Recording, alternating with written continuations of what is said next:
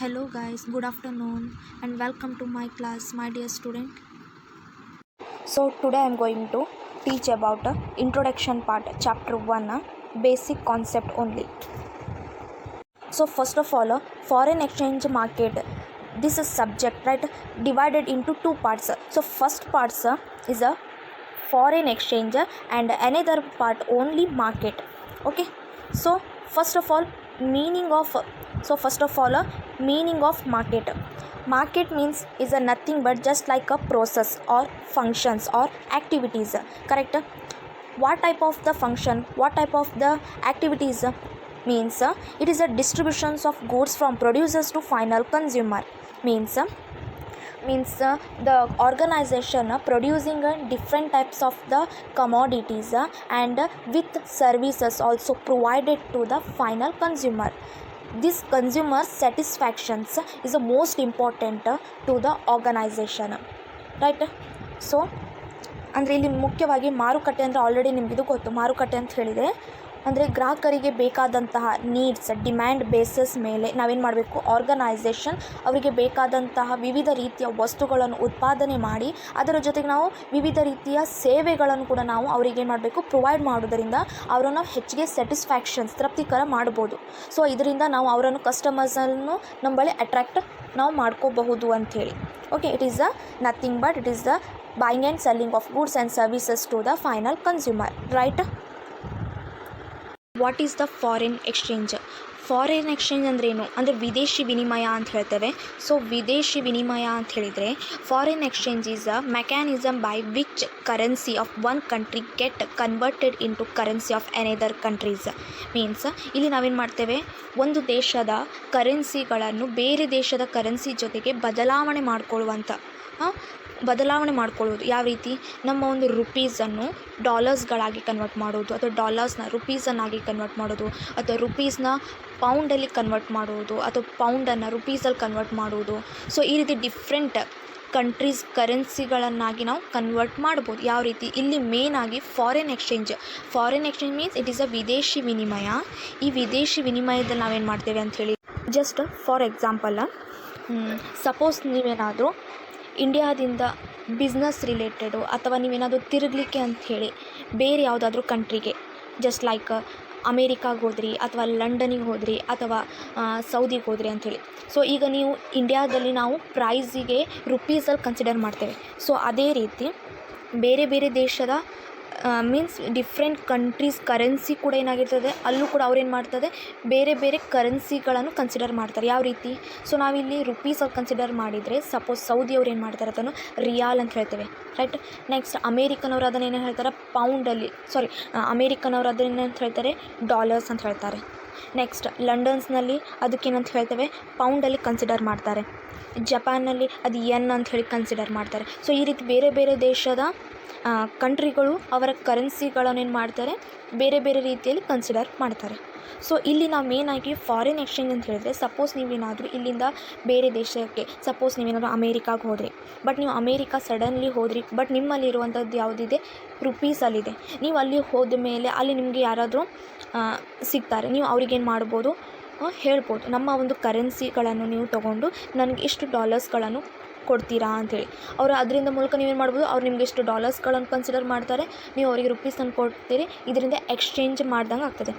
For example ಮತ್ತೊಂದು ಹೇಳ್ತೇನೆ, suppose ನೀವೇನಾದರೂ ಸೌದಿಗೆ ಹೋದ್ರಿ, ನಿಮ್ಮ ಹತ್ರ ಏನಾಗಿರ್ತದೆ, ನೀವು ಅಲ್ಲಿ ಹೋದ್ಮೇಲೆ ಯಾರೋ ಒಬ್ಬರು ನಿಮ್ಗೆ ಸಿಕ್ಕಿರ್ತಾರೆ ಪರಿಚಯವರು, ನೀವು ಅವ್ರಿಗೆ ಹೇಳ್ತೀರಿ, ನನ್ನಲ್ಲಿ ರುಪೀಸ್ ಇದೆ, ನಾನು ನಿಮಗೆ ರುಪೀಸ್ ಕೊಡ್ತೇನೆ, ನನಗೆ 2 ರಿಯಾಲ್ಸ್ ಕೊಡಿ ಅಂಥೇಳಿ.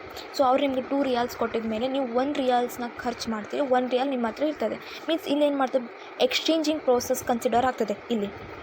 So it is a foreign exchange means it is a mechanism by which currency of one country ಏನು ಮಾಡ್ಬೋದು, ಗೆಟ್ ಕನ್ವರ್ಟ್ ಮಾಡ್ಕೋಬೋದು ಅಥವಾ ಎಕ್ಸ್ಚೇಂಜಿಂಗ್ ಮಾಡಬಹುದು currencies of another countries currencies. Okay, so second ಒನ್ನಲ್ಲಿ ಏನಿದೆ, same the conversion of currency is done by banks who deal in foreign exchange. So ಈ ರೀತಿ conversion means ಈ ರೀತಿಯ ಮಾತುಕತೆಗಳ ಮೂಲಕ ನಾವು ಕರೆನ್ಸಿಗಳನ್ನು ಎಕ್ಸ್ಚೇಂಜ್ ಮಾಡಲಿಕ್ಕೂ ಕೂಡ ನಾವೇನು ಮಾಡ್ತೇವೆ, ಬ್ಯಾಂಕ್ ಕೂಡ ಈ ರೀತಿ ಕೇಸಸಲ್ಲಿ ಡೀಲ್ ಮಾಡ್ತದೆ. ಮೀನ್ಸ್ ಈ ರೀತಿ ಕೇಸಸಲ್ಲಿ ಪರ್ಮಿಷನ್ ಕೊಡ್ತದೆ ಕರೆನ್ಸಿ ಎಕ್ಸ್ಚೇಂಜ್ ಮಾಡಲಿಕ್ಕೆ. ಸೊ ಅದಕ್ಕೋಸ್ಕರ ಬ್ಯಾಂಕ್ ಏನು ಮಾಡಬೇಕು, ಆಲ್ರೆಡಿ ಯಾವ ದೇಶದಿಂದ ಯಾವ ಜನರು ಬಂದು ಕರೆನ್ಸಿನ ಎಕ್ಸ್ಚೇಂಜ್ ಮಾಡಲಿಕ್ಕೆ ರೆಡಿ ಇರ್ತಾರೆ, ಸೊ ಬ್ಯಾಂಕ್ ಆಲ್ರೆಡಿ ತಮ್ಮಲ್ಲಿ ಆ ರೀತಿಯ ಕರೆನ್ಸಿ, ಆ ದೇಶದ ಕರೆನ್ಸಿಗಳನ್ನು ಏನು ಮಾಡಬೇಕು, ಆಲ್ರೆಡಿ ಮೇಂಟೆನೆನ್ಸ್ ಮಾಡಬೇಕು ಅಂಥೇಳಿ, ಸ್ಟಾಕ್ಸ್ಗಳನ್ನು ಅಂಥೇಳಿ ಹೇಳ್ಬೋದು, ಮೇಂಟೈನ್ ಮಾಡ್ಬೋದು ಸ್ಟಾಕ್ಸ್ಗಳನ್ನು of one currency in from balance with banks. ಅಂದರೆ ಆಲ್ರೆಡಿ ಬ್ಯಾಂಕ್ನಲ್ಲಿ ಈ ರೀತಿ ಕರೆನ್ಸಿಗಳ ಬ್ಯಾಲೆನ್ಸ್ ಸ್ಟಾಕ್ಸ್ಗಳು ಅವರಲ್ಲಿ ಇರಬೇಕು ಅಂಥೇಳಿ. It is a foreign exchange ಅಂಥೇಳಿ ಹೇಳ್ತೇವೆ. So next foreign currency means first one, it is defined as a legal tender applicable in a country outside the domestic area.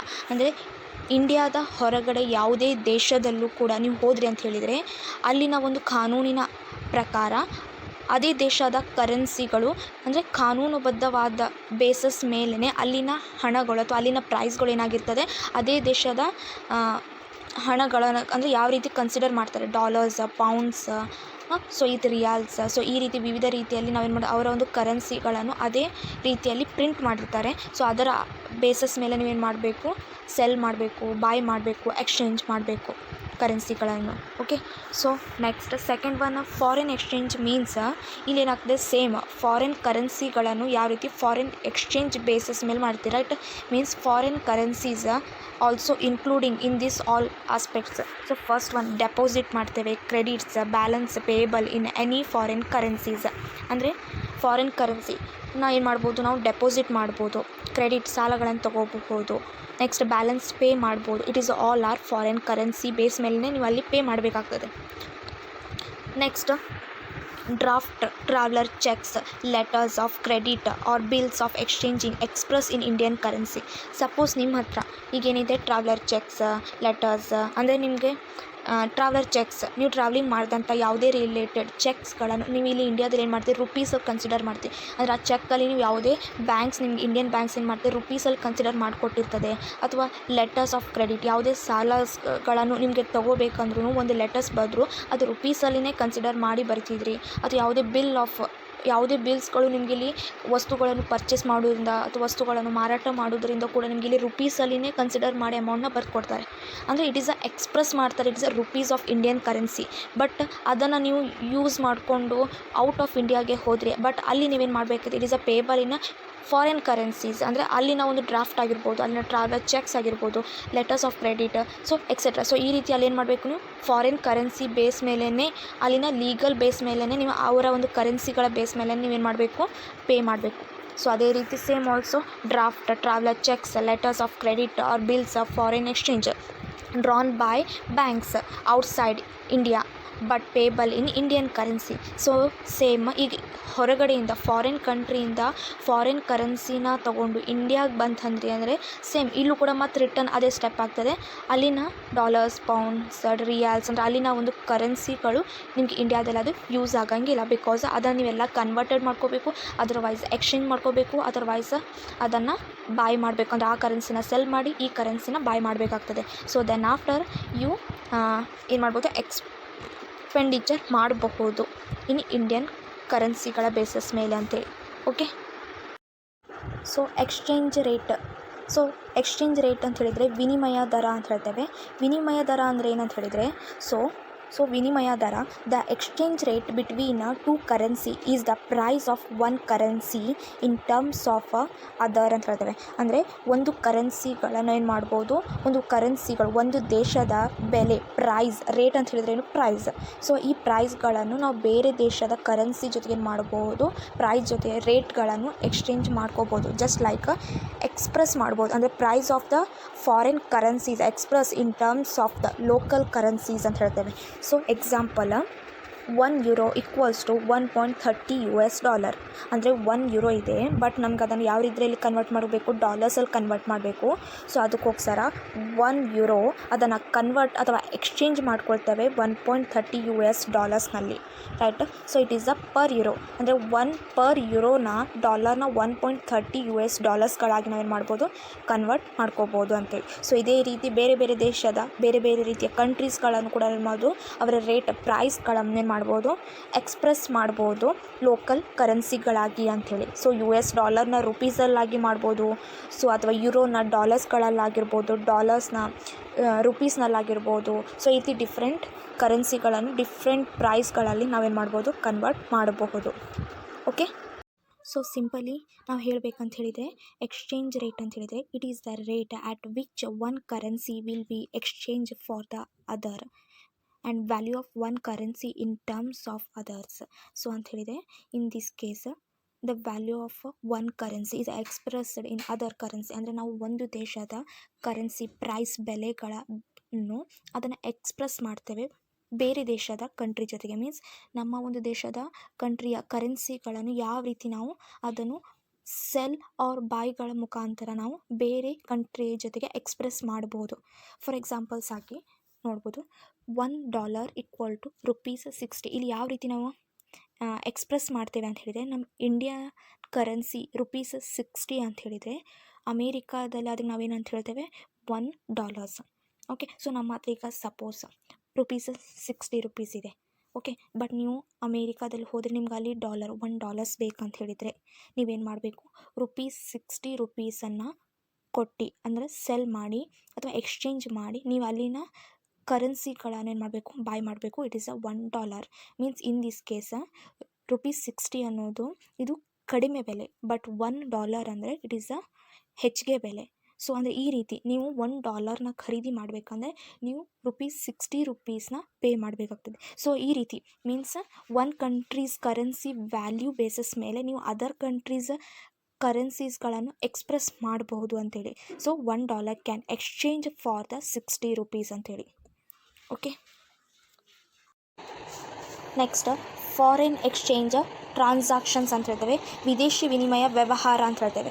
So in this case in transactions classifications purchase or sales is always refers to the bank's point of view and the items refers to it is a foreign currencies. ಅಂದರೆ ಇಲ್ಲೇನು ಮಾಡ್ತೇವೆ, transaction exchanging process create ಆಗ್ತದೆ. ಯಾವ ರೀತಿ ಅಂದರೆ ವಿದೇಶದಿಂದ ಬಂದಂಥ ವ್ಯಕ್ತಿಗಳಲ್ಲಿ ಏನು ಮಾಡ್ತೇವೆ, ಅವರ ಹಣವನ್ನು ನಾವು ರಿಸೀವ್ ಮಾಡಿಕೊಂಡು ಮೀನ್ಸ್ ಬ್ಯಾಂಕ್ ಏನು ಮಾಡಿರುತ್ತೆ ಅವರ ಒಂದು ಕರೆನ್ಸಿಗಳನ್ನು ಪರ್ಚೇಸ್ ಮಾಡಿಕೊಂಡು ಇಂಡಿಯನ್ ಹೋಮ್ ಕರೆನ್ಸಿನ ಪೇ ಮಾಡ್ತದೆ. It is the purchasing process. And another one selling transactions ಅಂತ ಹೇಳಿದರೆ the banks cell are part with foreign currency. ಅಂದರೆ ಫಾರಿನ್ ಕರೆನ್ಸಿಯ ಒಂದು ಸಣ್ಣ ಭಾಗವಾಗಿರ್ತದೆ ಇಂಡಿಯನ್ ಬ್ಯಾಂಕ್ಸ್. ಬಿಕಾಸ್ ಅವ್ರು ಏನು ಮಾಡ್ತಾರೆ, ತಮ್ಮಲ್ಲಿ ಸೇವ್ ಮಾಡಿಟ್ಟಂತಹ ಅಥವಾ ಸ್ಟಾಕ್ ಮಾಡಿಟ್ಟಂತಹ ಫಾರಿನ್ ಕರೆನ್ಸಿಗಳನ್ನು ಫಾರಿನ್ಗೆ ಸೆಲ್ ಮಾಡಿ ಅವ್ರ ಕಡೆಯಿಂದ ಏನು ಮಾಡ್ತದೆ, ನಮ್ಮ ಇಂಡಿಯನ್ ಹೋಮ್ ಕರೆನ್ಸಿಗಳನ್ನು ಎಕ್ಸೆಪ್ಟ್ ಮಾಡ್ಕೊಳ್ತದೆ. ಈ ರೀತಿ ಏನು ಮಾಡ್ತದೆ, buying and selling of home currencies ಅಂತೇಳಿ ಹೇಳ್ಬೋದು. ಸೊ ಈ ರೀತಿ ಏನು ಮಾಡ್ತೇವೆ, ಟ್ರಾನ್ಸಾಕ್ಷನ್ಸ್ನ ನಾವು ಕ್ರಿಯೇಟ್ ಮಾಡ್ಕೋಬೋದು. ಸೊ ಅದಕ್ಕೋಸ್ಕರ ಎವ್ರಿ ಒನ್ ಬ್ಯಾಂಕ್ಸ್ ಏನು ಮಾಡಬೇಕು, ಆಲ್ರೆಡಿ ಅವ್ರು ತಮ್ಮಲ್ಲಿ ಸ್ಟಾಕ್ ಇಟ್ಕೊಂಡಿರಬೇಕು ಎಲ್ಲ ರೀತಿಯ ಕರೆನ್ಸೀಸ್ಗಳನ್ನು, ಅಥವಾ ಮೈಂಟೈನ್ ಮಾಡ್ಕೋಬೇಕು. ಬಿಕಾಸ್ ಸಡನ್ಲಿ ಯಾವುದೇ ಕಸ್ಟಮರ್ಸ್ ಬಂದಾಗ ಅವರಿಗೆ ಬೇಕಾದಂಥ ಕರೆನ್ಸಿಗಳನ್ನು ಸೆಲ್ ಆರ್ ಬೈ ಮಾಡಲಿಕ್ಕೆ ಈಸಿ ಆಗಬೇಕಂತೇಳಿ it is a foreign exchange transaction, ಅಂದರೆ ವಿದೇಶಿ ವಿನಿಮಯ ವ್ಯವಹಾರ ಅಂಥೇಳಿ ಹೇಳ್ತೇವೆ. So guys, any doubt please ask me. Okay. So next class, next topic I will explain. Okay guys, thank you so much.